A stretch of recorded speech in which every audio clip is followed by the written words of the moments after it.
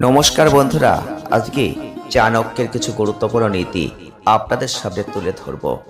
আপনারা চাণক্যকে সকলেই চেনেন, সকলেই জানেন। আপনারা জানেন চাণক্যের যে বুদ্ধি, চাণক্যের যে নীতি, তার দ্বারা আমরা জীবনে অনেক কিছু অর্জন করতে পারি। চাণক্যের নীতি অনুযায়ী সত্য দমন করা সম্ভব, চাণক্যের নীতি অনুযায়ী মানুষ চেনা সম্ভব।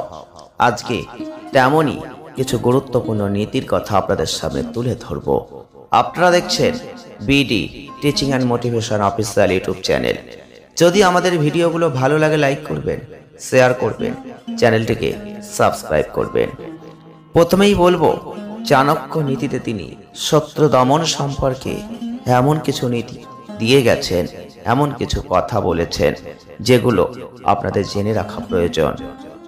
তিনি বলেছেন, রাজার সবচেয়ে বড় শত্রু হলো নিজের মধ্যে লুকিয়ে থাকা লোভ আর ক্রোধ। সুতরাং প্রথমে নিজের মনের উপর জয়লাভ করতে হবে।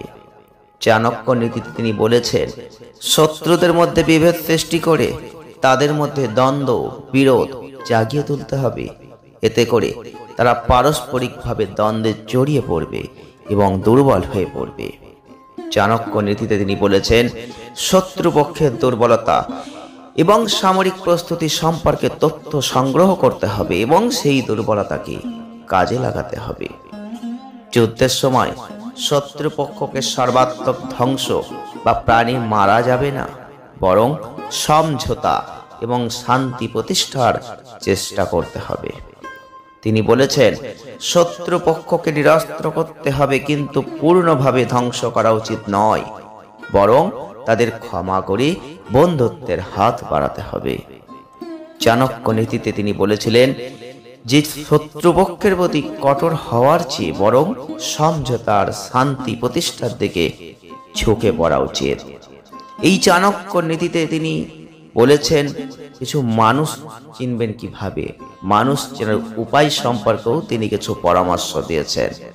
তিনি বলেছিলেন, মানুষকে তার আচরণ দ্বারা চেনা উচিত, কারণ কথা বলার চেয়ে কাজ করা বেশি গুরুত্বপূর্ণ।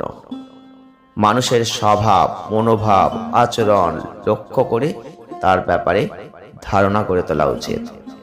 কেউ যদি সত্যি ইমানদার এবং ন্যায্য পরায়ণ হয়, সেক্ষেত্রে তাকে বন্ধু হিসেবে গ্রহণ করা উচিত।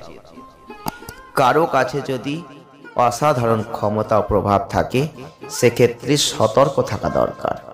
তার প্রকৃত উদ্দেশ্য খুঁজে বের করতে হবে। যারা নিজের ক্ষমতা বৃদ্ধির জন্য অন্যকে ক্ষতি করে, তাদের থেকে সাবধানে থাকা উচিত। মিথ্যাবাদী ও প্রতারকদের সঙ্গে আত্মীয়তা এড়িয়ে চলাই উচিত।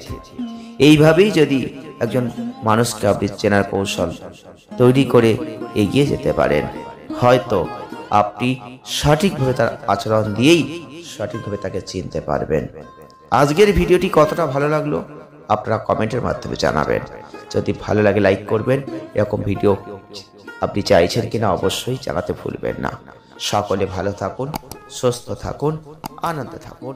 আসছি নেক্সট ভিডিওয়। ধন্যবাদ।